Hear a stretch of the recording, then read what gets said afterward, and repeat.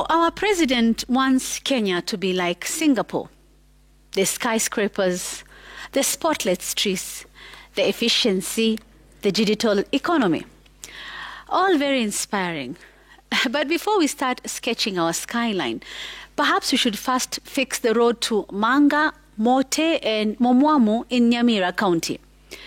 Because, Your Excellency, Singapore did not become Singapore by holding conferences about Singapore. It started by fixing the small things. Roads that don't drown in mud, promises that don't dissolve in the rain. It's been 3 years since the then Deputy President William Ruto stood on a podium in Nyamira and promised a tarmac road. The people there are still waiting for that tarmac you launched, not at a construction site, but on a campaign podium.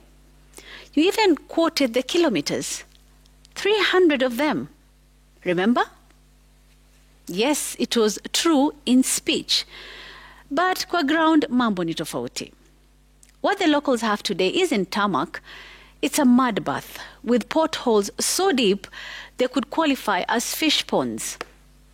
And in Bungoma, residents are now hosting weekly road shows, not the political kind, the protest kind, because vehicles get stuck so often they've become part of the local landscape.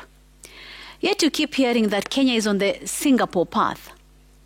Yes, maybe if Singapore also started with unfulfilled road projects, delayed tenders, and citizens trekking through sludge.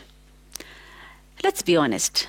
Before we dream of flying cars and bullet trains, we should probably learn how to keep a pickup from sinking in a village road.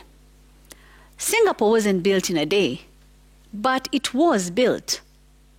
Meanwhile, in Kenya, we are still launching what we never finish, promising what we can't deliver, and branding potholes as development challenges. You see, Singapore didn't get there by launching projects it never finished or by turning campaign pledges into folklore. Singapore built system. But here, we build ceremonies and cut ribbons. In fact, in Kenya, we have two kinds of roads. Those that exist in speeches and those that exist in suffering.